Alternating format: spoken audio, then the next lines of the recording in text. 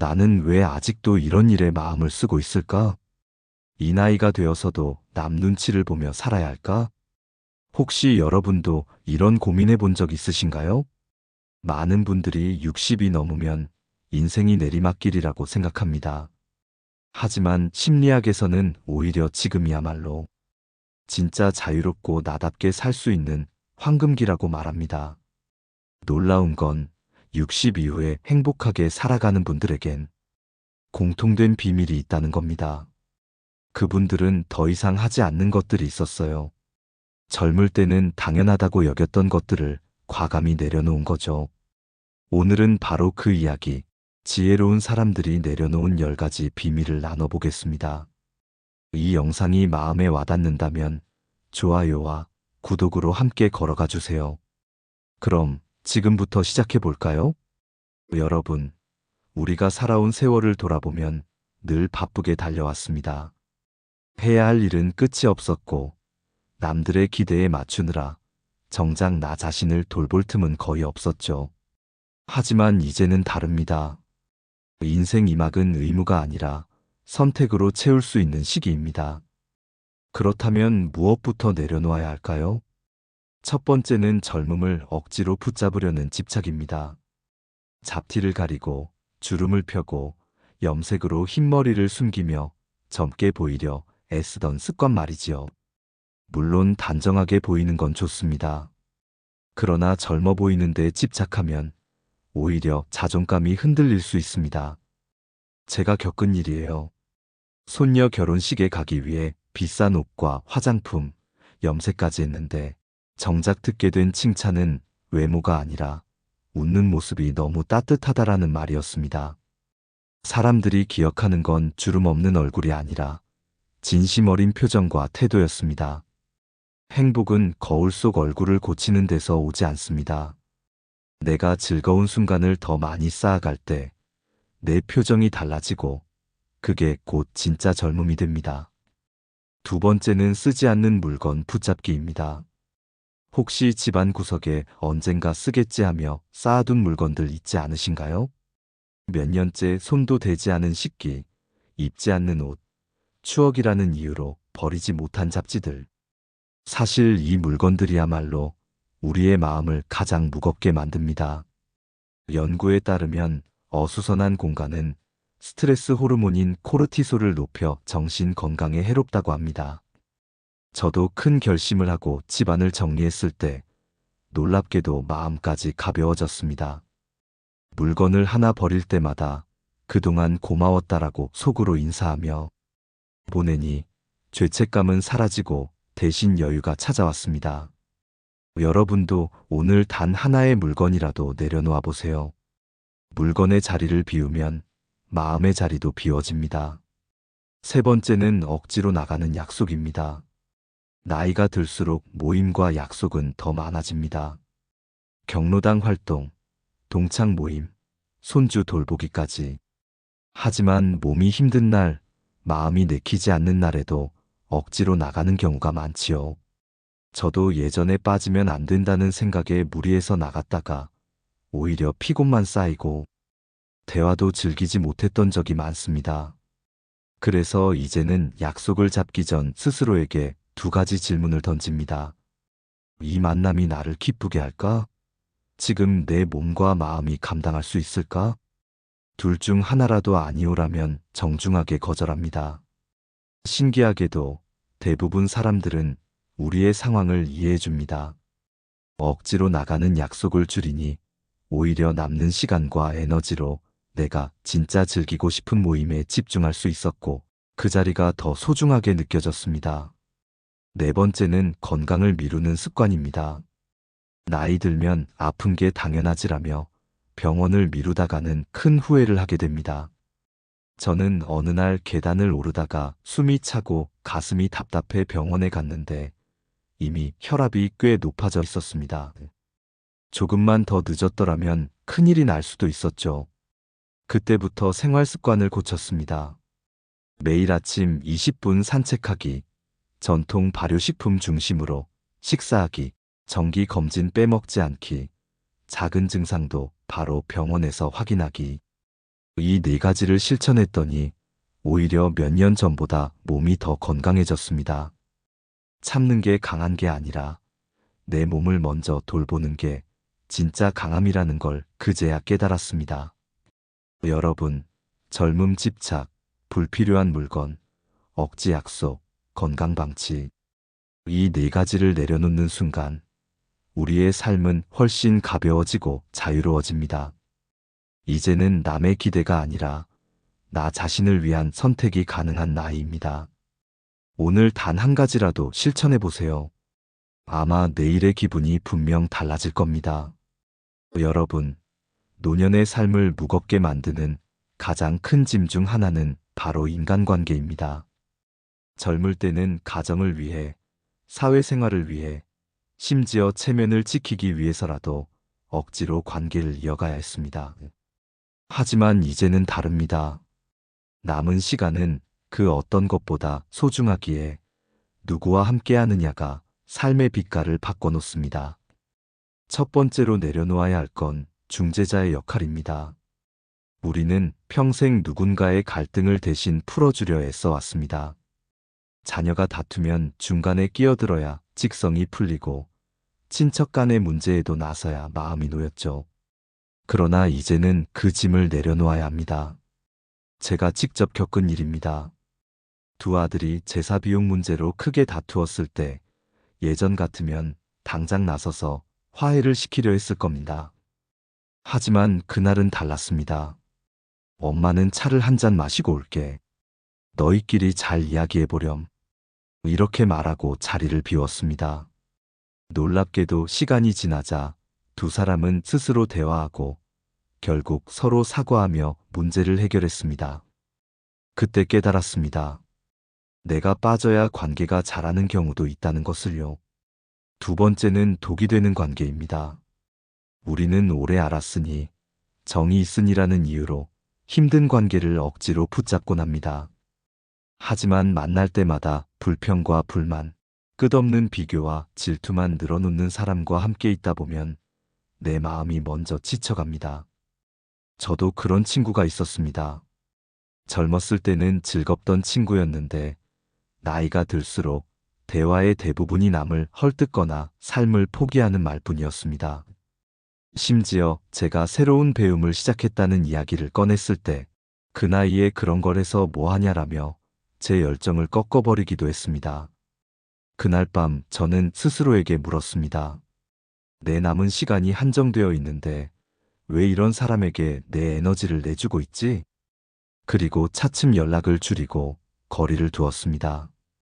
관계를 정리한다는 건 이기적인 일이 아니라 나를 지키는 선택이었습니다. 세 번째는 의무감에만 묶인 관계입니다. 나이가 들수록 각종 경조사와 모임이 잦아집니다. 물론 서로의 기쁨과 슬픔을 나누는 건 중요합니다. 하지만 몸이 힘든데도 억지로 참석하거나 경제적으로 부담되는 자리를 계속 지키는 건 지혜로운 선택이 아닙니다. 저도 예전에는 빠지면 안 된다는 생각에 무리해서 다녔습니다.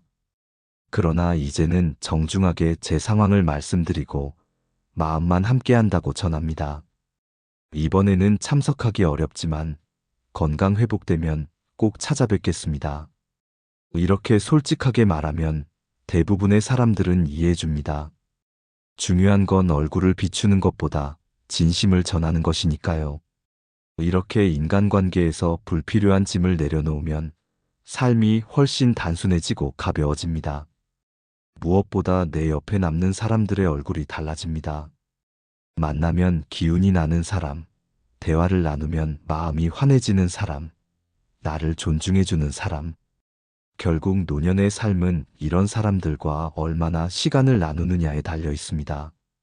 여러분, 혹시 떠올리면 마음이 무거워지는 사람이 있으신가요? 반대로 떠올리면 웃음이 나는 사람이 있으신가요? 이제는 분명히 선택할 수 있습니다. 나를 소모시키는 관계에 머무를 이유는 없습니다. 내 시간을 지켜주는 사람, 내 마음을 살려주는 사람에게 더 많은 시간을 나누는 것. 그것이 노년을 지혜롭게 살아가는 방법입니다.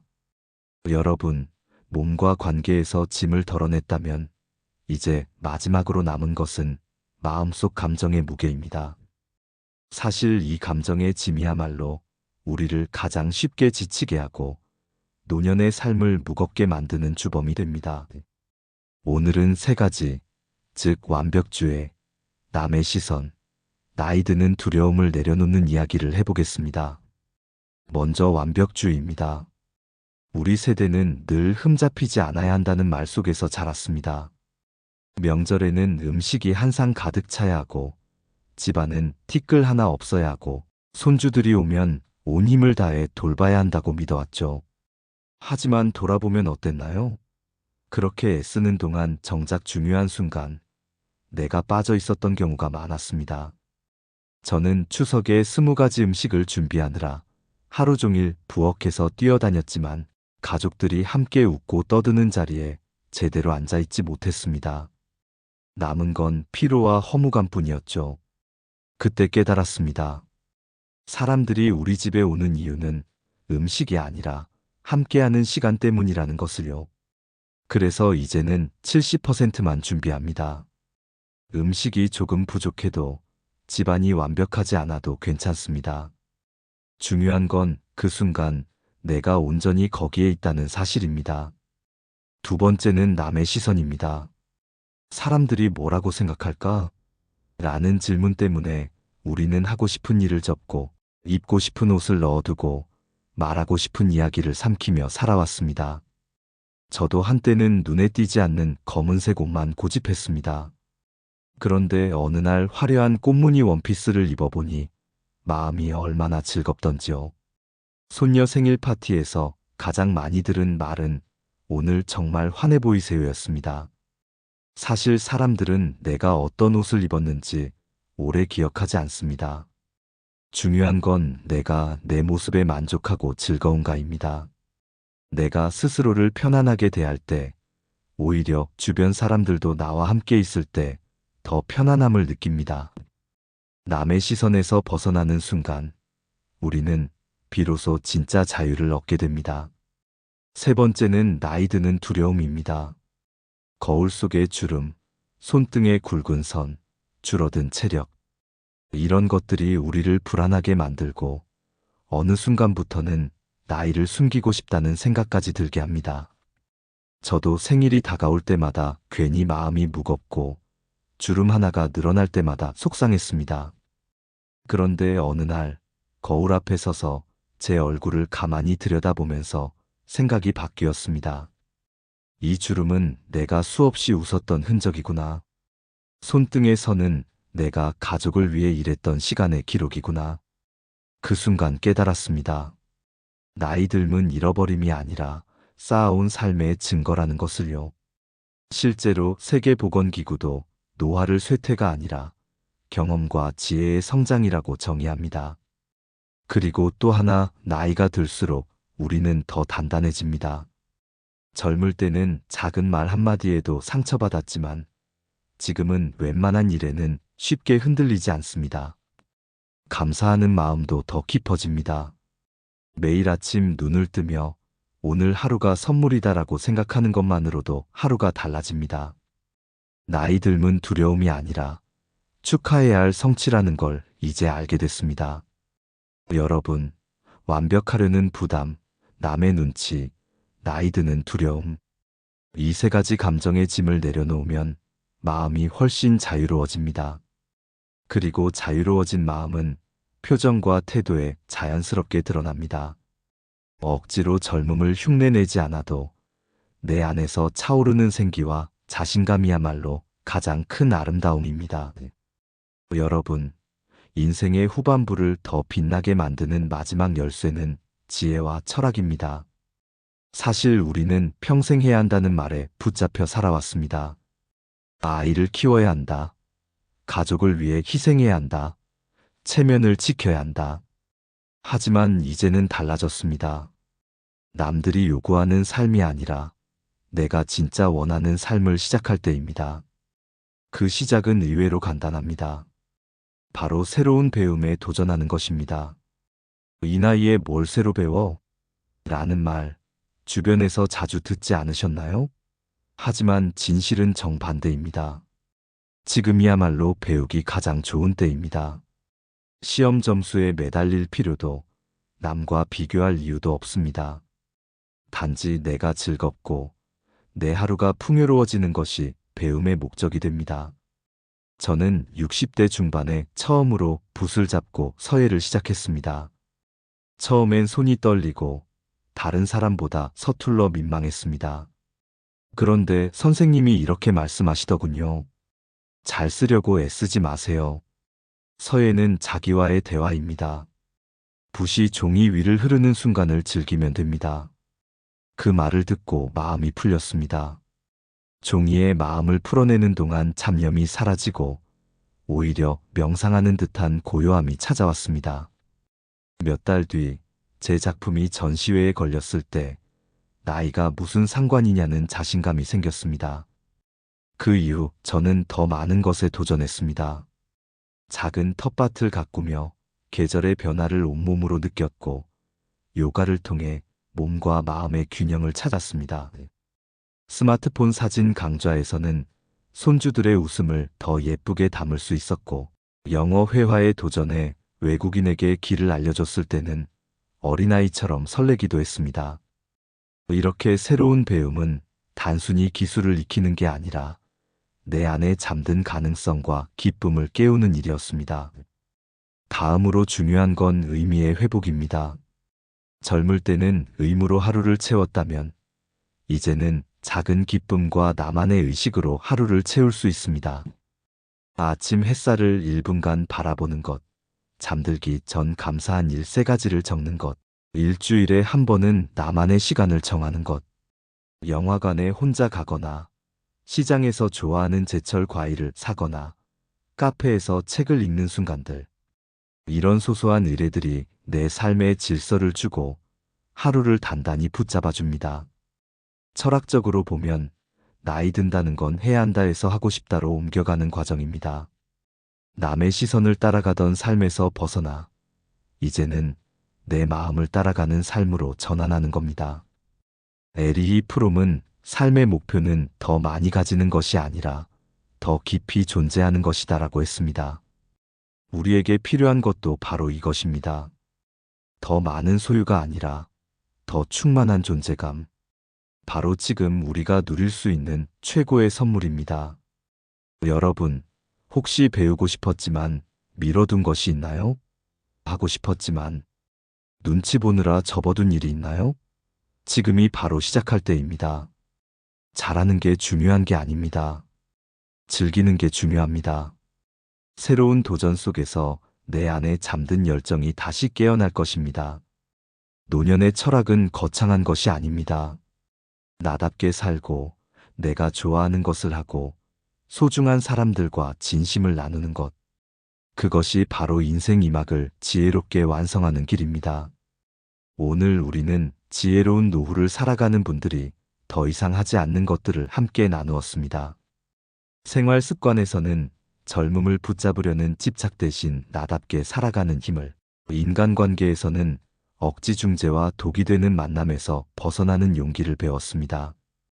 감정에서는 완벽주의와 남의 시선, 나이 드는 두려움을 내려놓으며 마음의 자유를 얻었고, 마지막으로 지혜와 철학에서는 새로운 배움과 작은 의뢰 속에서 삶의 의미를 되찾는 법을 확인했습니다. 결국 핵심은 단순합니다. 해야 한다는 무게에서 벗어나 하고 싶다는 기쁨으로 하루를 채우는 것. 그 선택이 우리의 인생 2막을 가볍고도 풍요롭게 만듭니다. 여러분은 오늘 이야기 중 어떤 부분이 가장 마음에 와닿으셨나요? 그리고 내일부터 단 하나라도 실천하고 싶은 변화가 있으신가요? 댓글로 솔직하게 나누어 주시면 같은 고민을 가진 다른 분들에게도 큰 용기와 위로가 될 것입니다. 오늘도 끝까지 함께 해주셔서 진심으로 감사드립니다.